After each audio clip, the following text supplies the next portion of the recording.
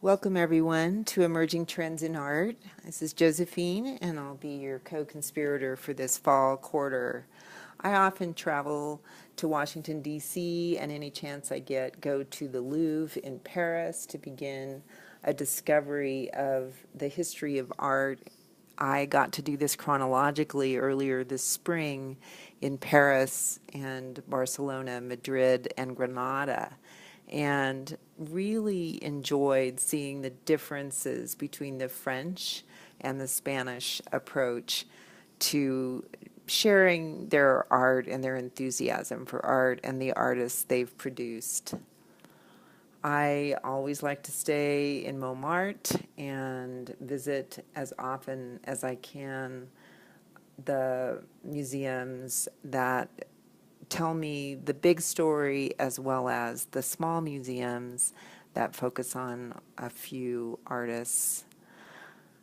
I think looking at art and all the amazing architecture and cathedrals in Europe really sharpens my eye, if you'll allow that metaphor, for seeing the contemporary world, all of it, which includes its pieces of history and its current and disintegrating decor.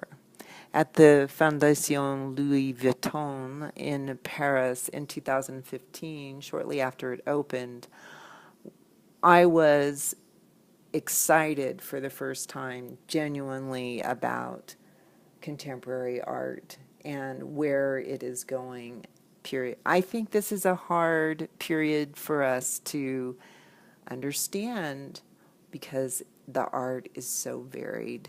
Ed Atkins is one of my favorites, I think, because I'm a former performance poet. I understand his love of video and poetry. I first encountered him in the basement of the Hirshhorn in Washington in this undersea video. This is a yellow wall at the Fondation Louis Vuitton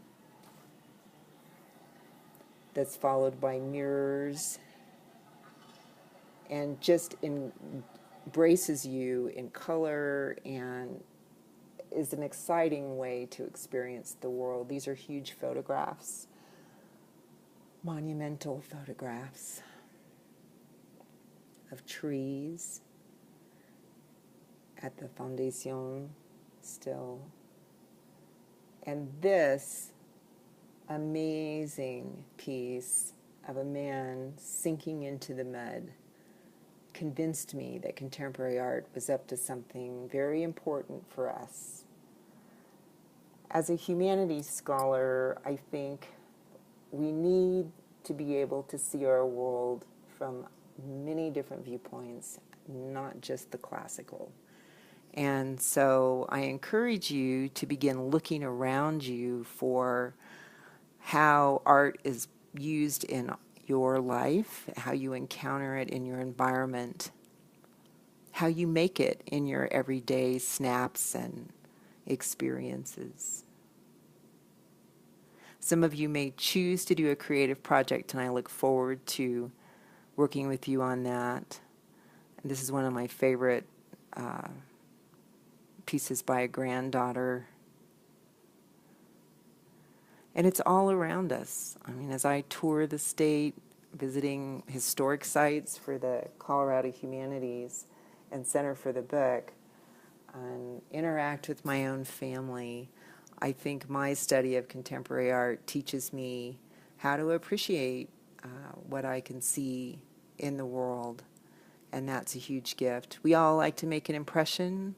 It's not always a monumental impression, but I think we do each have our own art of being, if you will, and encourage you to share shots from your everyday life that you think fit with the themes of our conversations online. This is Ghost Ranch, by the way, in New Mexico, a little cafe in Canyon City pretending to be Paris, and the new artists coming up behind us in my family.